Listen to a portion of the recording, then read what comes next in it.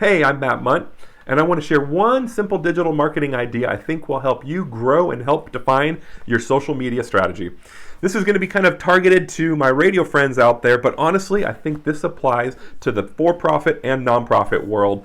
And it stems from a conversation that I continually have with clients and prospective clients about how do I measure the effectiveness and the ROI of my social media efforts. You see, throughout the years, we've continued to see a decline in how many people we're able to reach. It doesn't matter how big our social media audience is or how much we know the different changes in the Facebook algorithm, whether Facebook Lives or Facebook groups is the way to go. The numbers continue to decline. The numbers like Facebook likes and shares and comments and engagement. All of these numbers, it's really fun and exciting to see them when they're big, flashy numbers. But I've also heard it said that those are the vanity metrics. Those are vanity numbers. Vanity! One of the 7 deadly sins, vanity. You got to avoid that. And those are honestly the metrics that Facebook gets excited about. The more people that you can get to Facebook liking and commenting, engaging, well, guess what? They're on Facebook longer. Facebook can sell more money. Mark Zuckerberg can buy another yacht. That's why I want to introduce a new metric that I think is wildly important to your ministry and your business. And I don't have a name for it, but it's basically how do we take people from our unowned channel, social media, we don't own that audience, how do we get them and migrate them into our email list, our text messaging list, our mobile app, something that we own, that there's no algorithm on, and that we can reach out to them anytime we have a sale, a pledge drive, a fundraiser.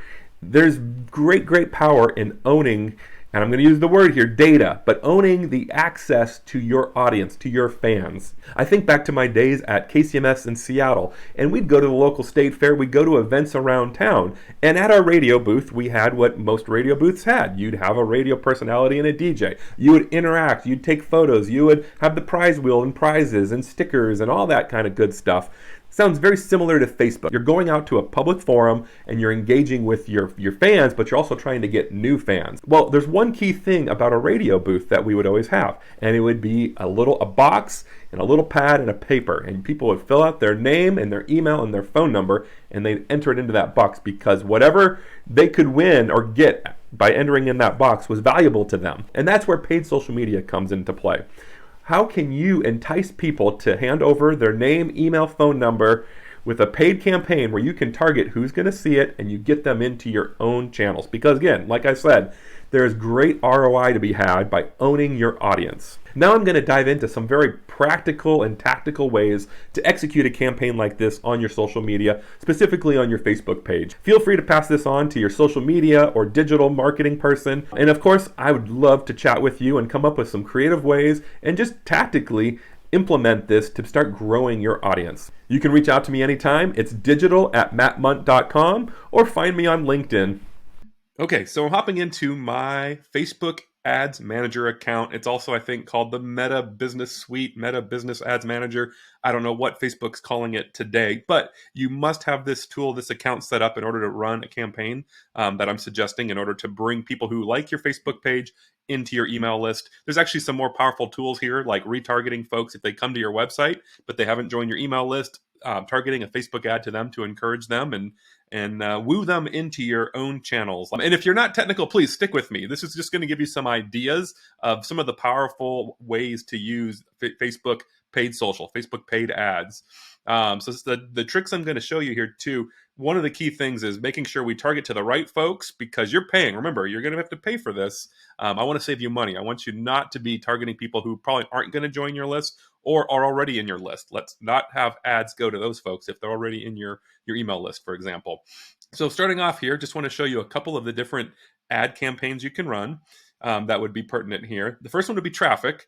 And you can send people to your website. And if you're in the weeds at all with your organic social media, once you put a URL to your website, your donation page, or anything for that matter on a Facebook organic post, it immediately goes to less people. Well, this is the way around it. You pay a little bit of money and you get website traffic. And so you would just need a good landing page at your radio station website or your business website and really telling people why should they hand over their phone number, their email, what's in it for them, what's the value. So that's part of the process. You can do the technical stuff here, but you also have to be creatively thinking, what is going to entice someone to give over their personal information.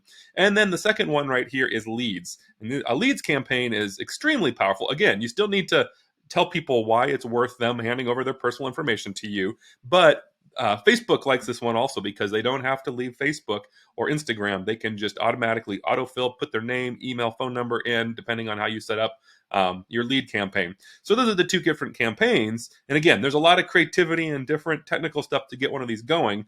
But what I want to focus on now is who are you going to target these ads to?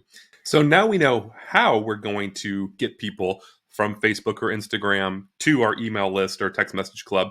Now, who are we going to get there? And that's where you come over here to the audience tool within the Facebook Business Manager or Meta Business Manager. Still getting used to saying Meta.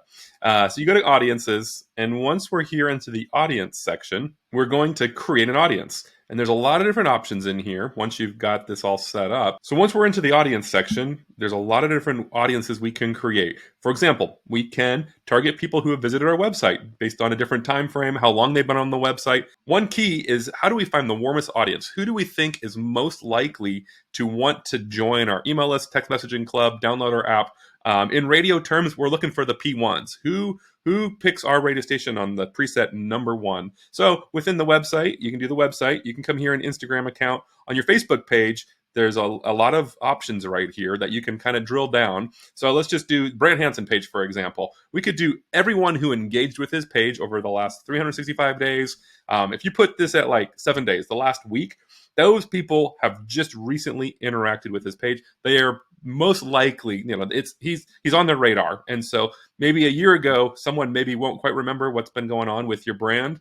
And so there's other targeting options here. Anyone who visited your page, people who click call to action, who've seen ads, all these different options.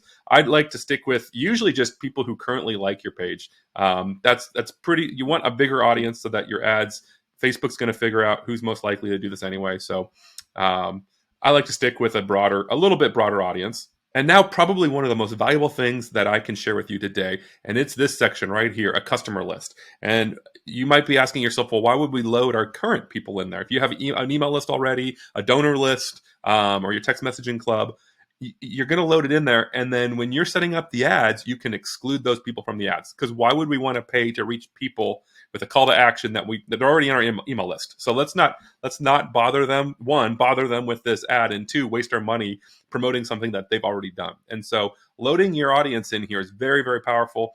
Hope this helps. I would love to chat more if you want to dive a little more into how to set up a campaign like this. Again, it's half technology and the execution of all the technical stuff, and the other half creatively. What's going to resonate with folks? How are you going to get them into your own channels from social media?